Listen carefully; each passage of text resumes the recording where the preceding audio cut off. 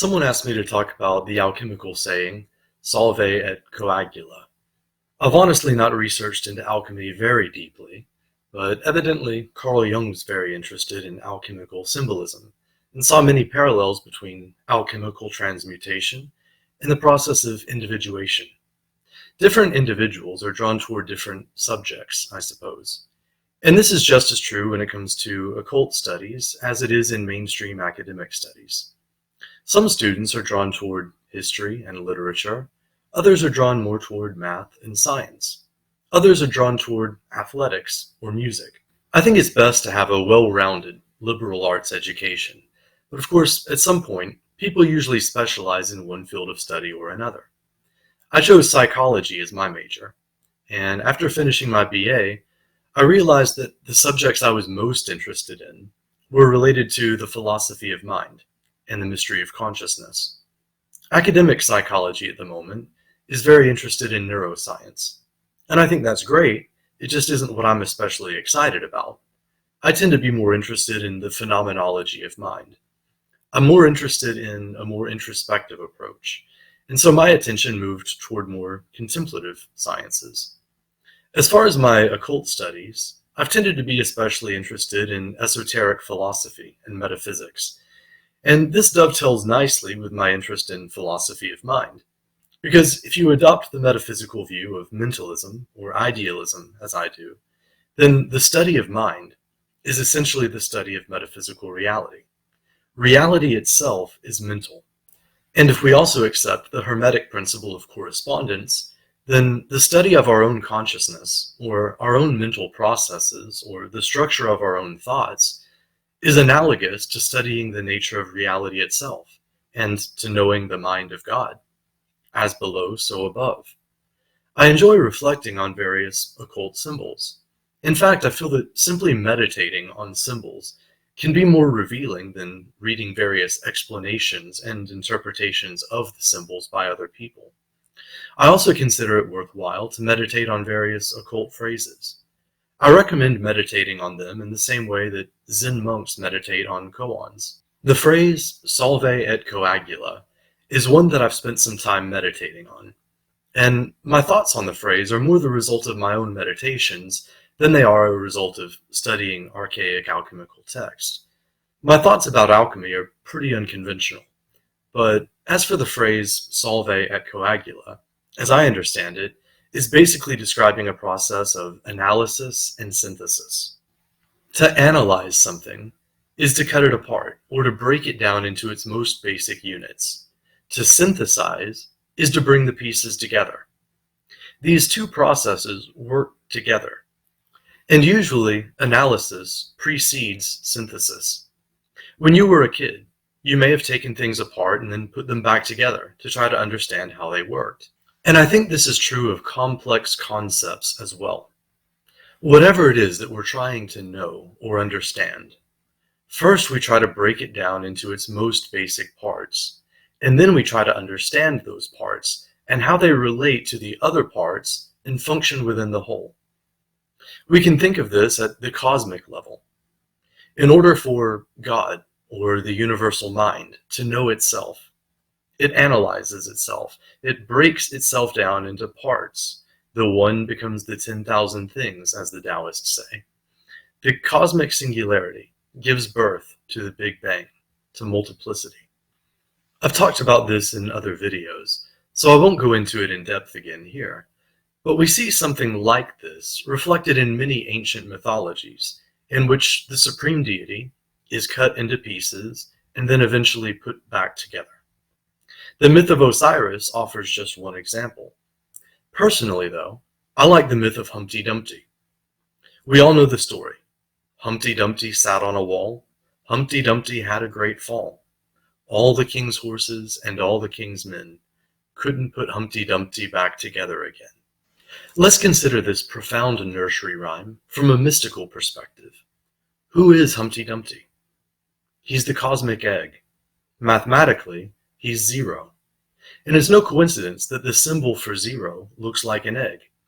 Zero represents the cosmic egg. And this is the identity of Humpty Dumpty. Why is it significant that he sat on a wall? What does the wall symbolize? On one side of the wall, we have the positive numbers. On the other side of the wall, we have the negative numbers. It's the x-axis, or the y-axis. Humpty Dumpty, the cosmic egg, or zero, sits on the wall between positive and negative infinity. In him, all opposites are balanced and contained. But somehow he lost his balance. He had a great fall. And of course, every great religious tradition speaks of this great fall in one way or another. It doesn't matter ultimately which side of the wall Humpty Dumpty fell on. The result is the same either way. Balance is lost. The egg is shattered. Oneness becomes multiplicity. This is what is meant by Solvay. And of course, the king's horses and the king's men, the king's army, can't put Humpty Dumpty back together again, can't restore unity. The king's horses and the king's men represent opposition. They're in an endless war with the kingdom on the other side of the wall. It isn't that Humpty Dumpty can't be put back together again. It's just that the king's horses and the king's men can't put Humpty Dumpty back together again. Peace can't be accomplished through war.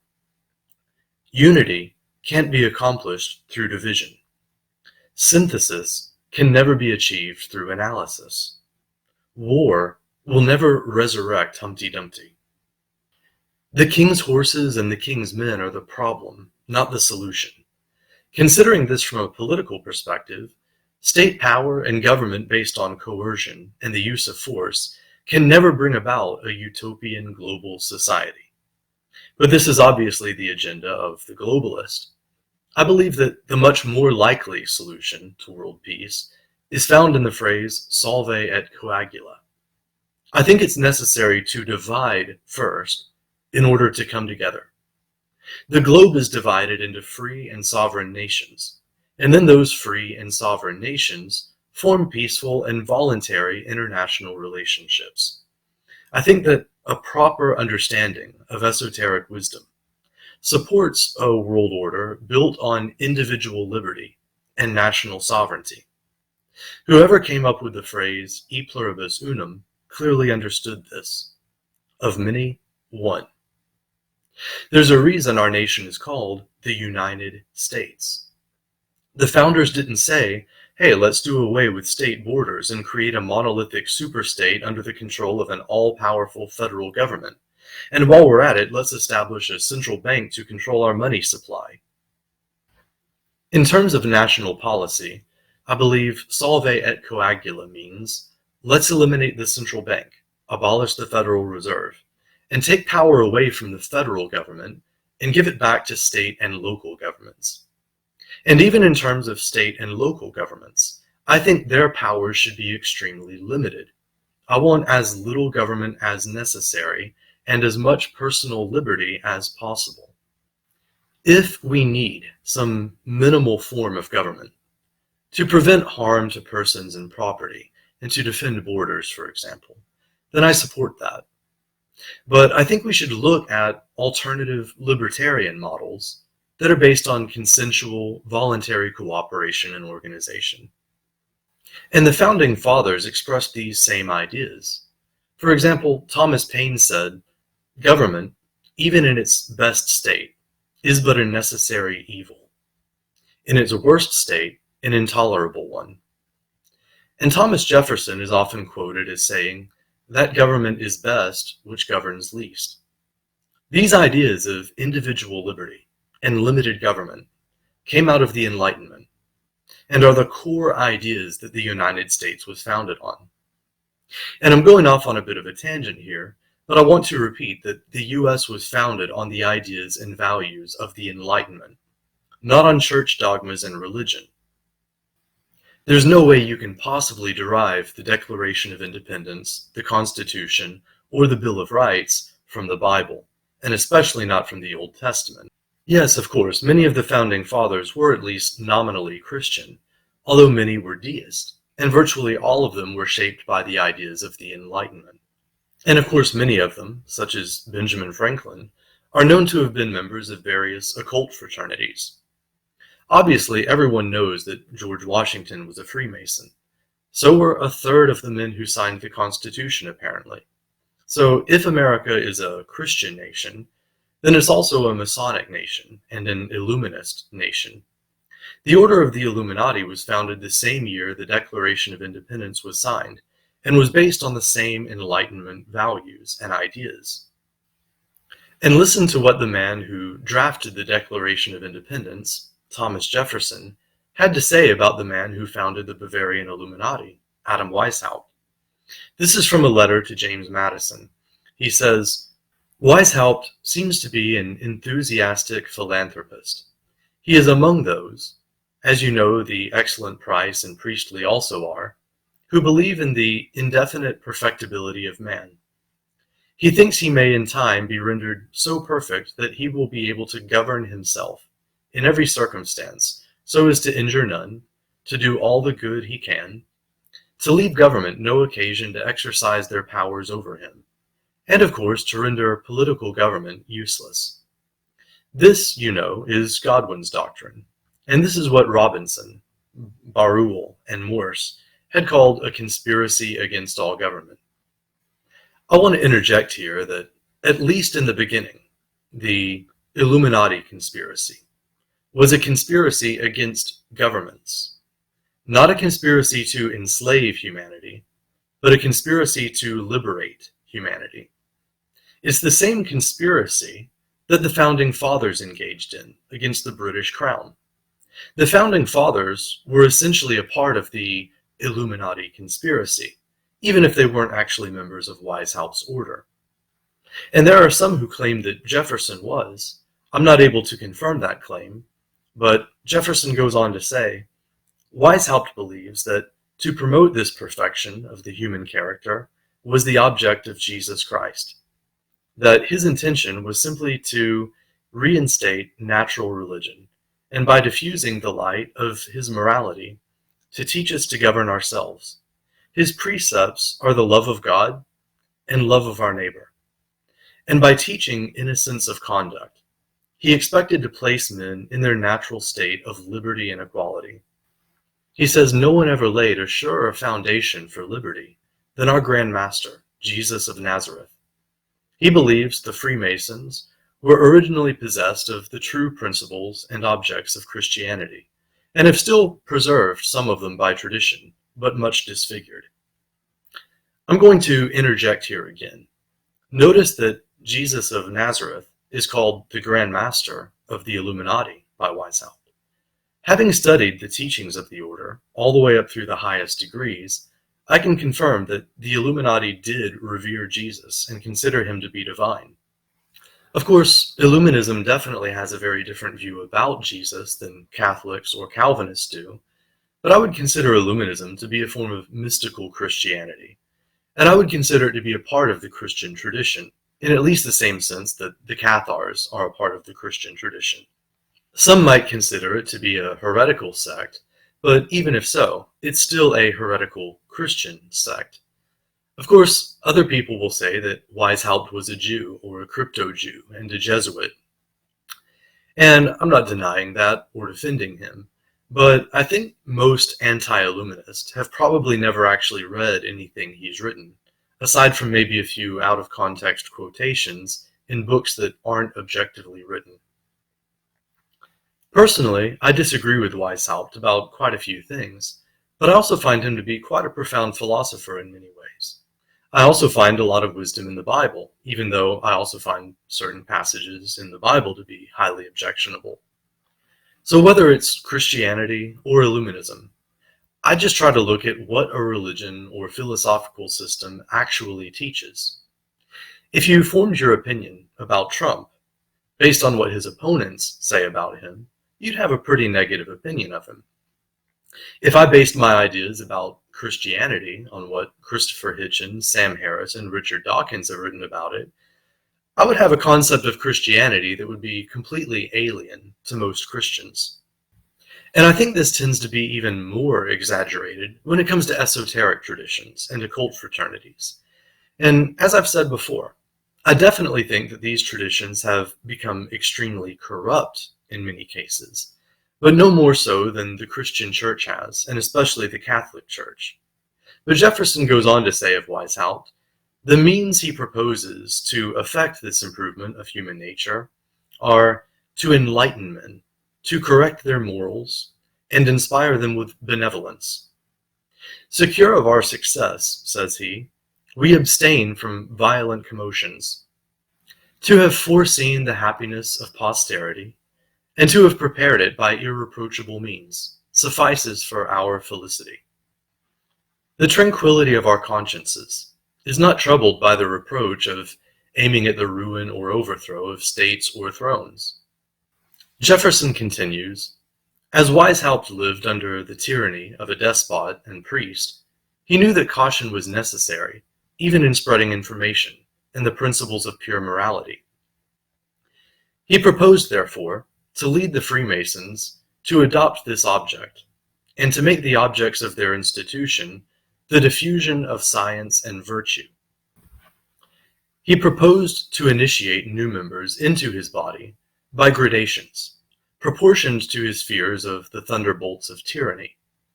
This has given an air of mystery to his views, was the foundation of his banishment, the subversion of the Masonic order, and is the color for the ravings against him of Robinson, Barruel, and Morse, whose real fears are that the craft would be endangered by the spreading of information, reason, and natural morality among men. A bit later, Jefferson continues, I believe you will think with me that if Weishaupt had written here, where no secrecy is necessary, in our endeavors to render men wise and virtuous, he would not have thought any secret machinery for that purpose. As Godwin, if he had written in Germany, might probably also have thought secrecy and mysticism prudent.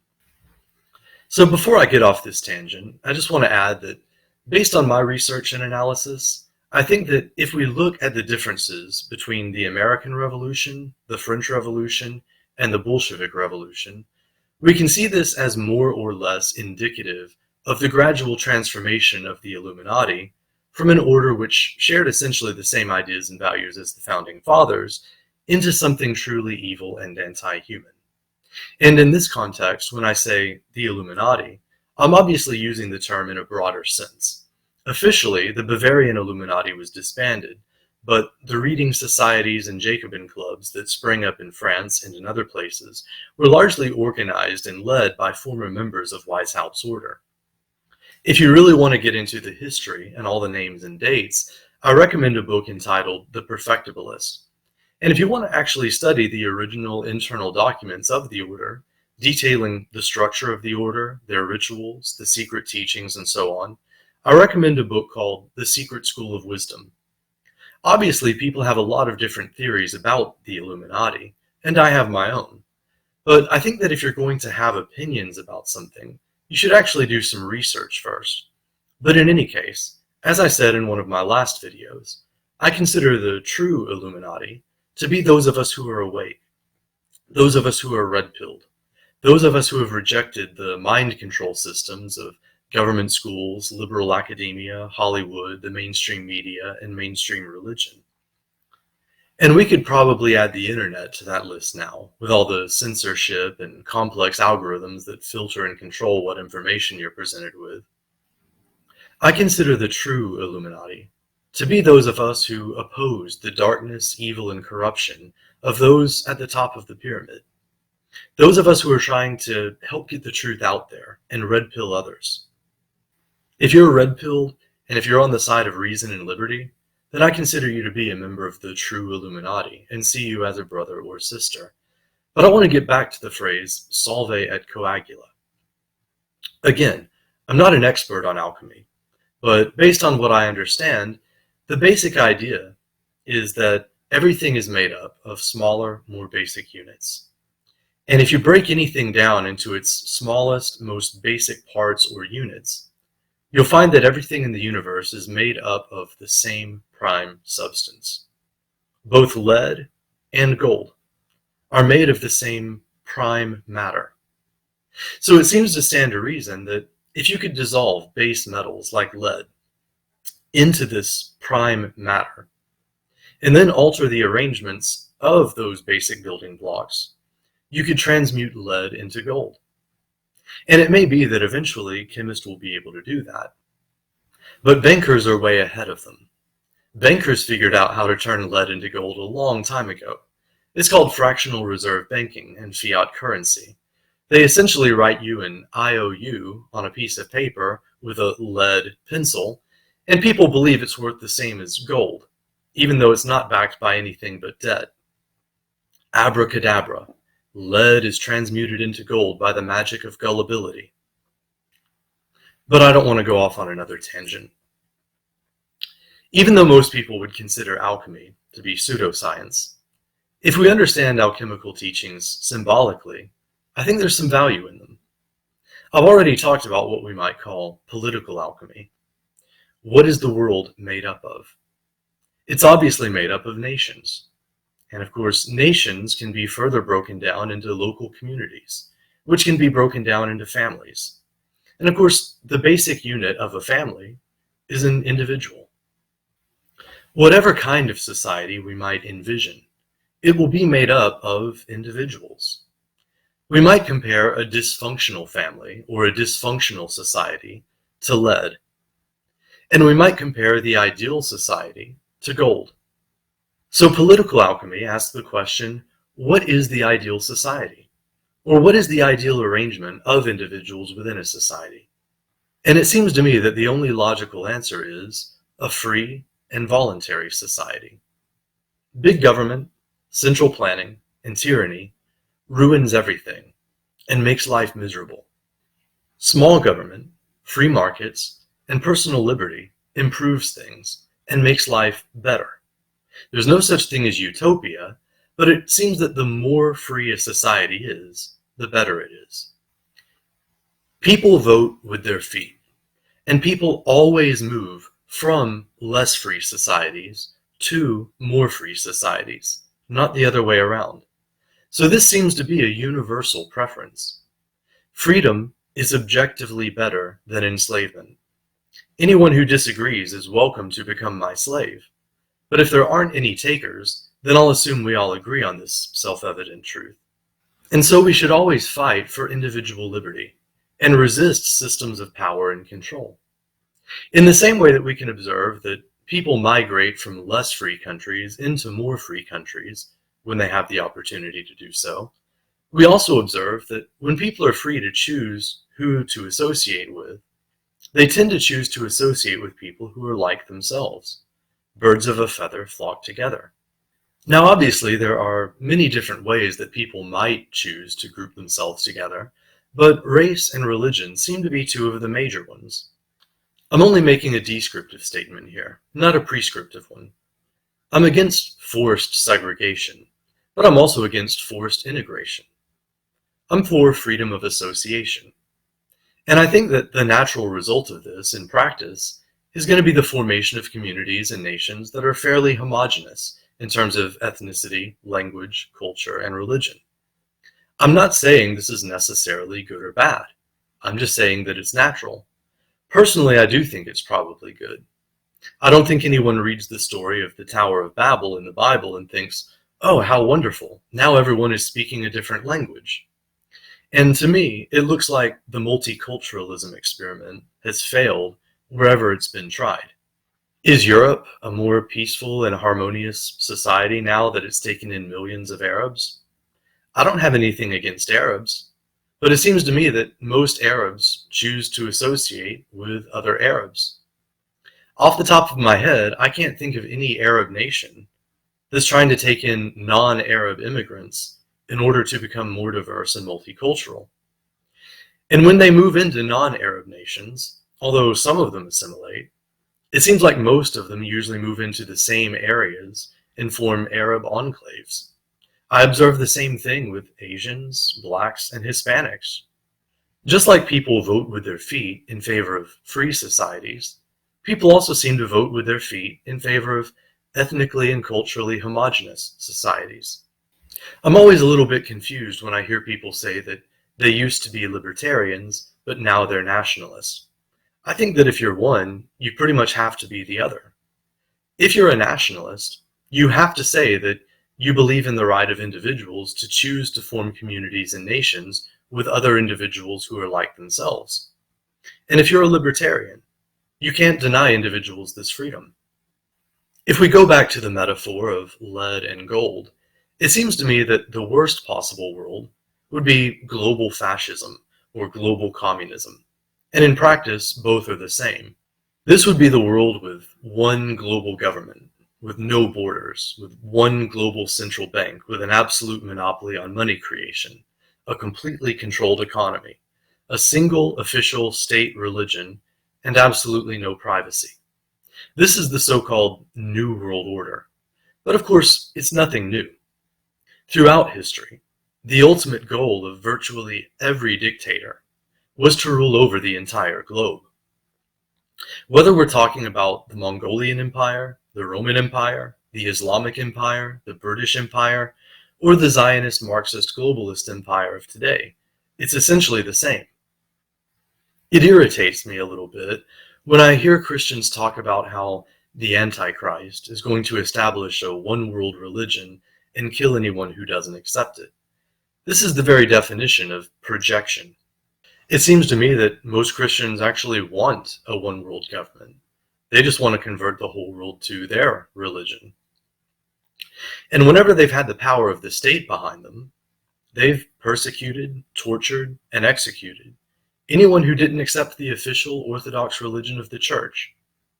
And I'm sure there will be plenty of Christians who will leave violent, hate-filled comments in the comments section. I encourage you to look at some of them and ask yourself, if this person were in power, would they be any different from the Christians who led and supported the Spanish Inquisition? And of course, Muslims are even worse. They want a global Islamic caliphate, and they have no problem using violence to spread their religion of peace. But Jews are the worst of all, and unfortunately a lot of people seem to be unwilling to talk about that openly.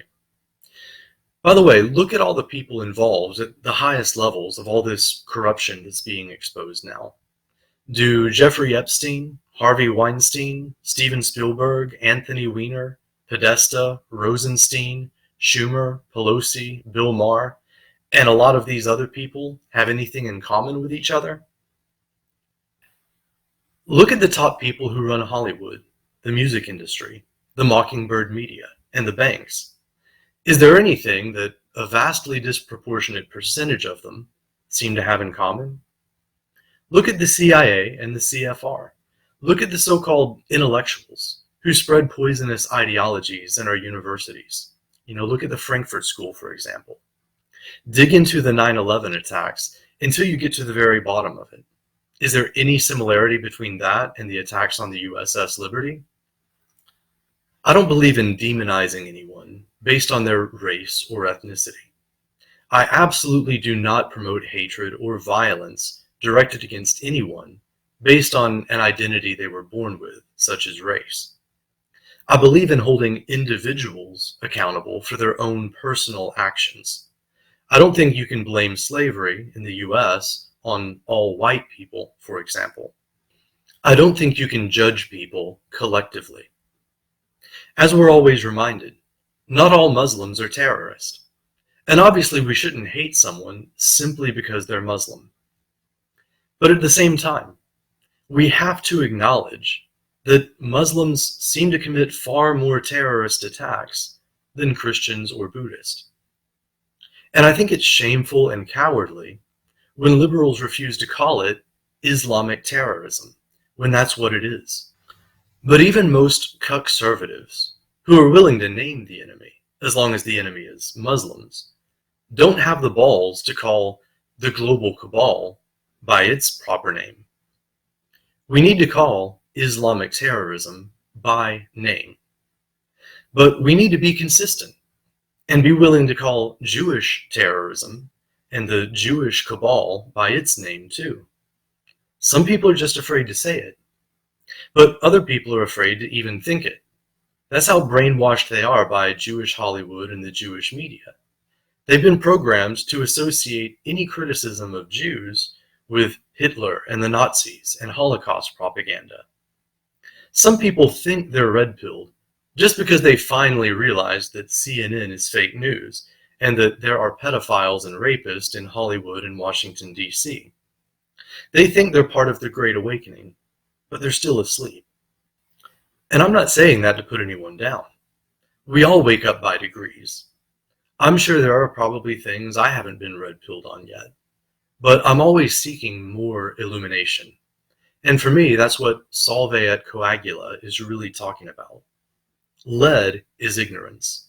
Gold is light, or knowledge, gnosis. Solvay et Coagula is about transmuting dark to light. And this is the true religion of illumination. So far, I've talked a little bit about the metaphysical and political application of Solvay et Coagula, but I think in some ways, the psychological application is the most valuable. I think it's about self-knowledge. Where is the self located?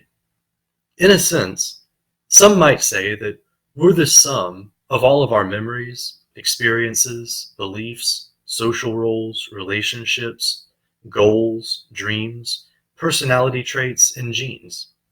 In other words, we're a composite, or a compound. So if we dissolve that compound, what is the most basic unit of who we are?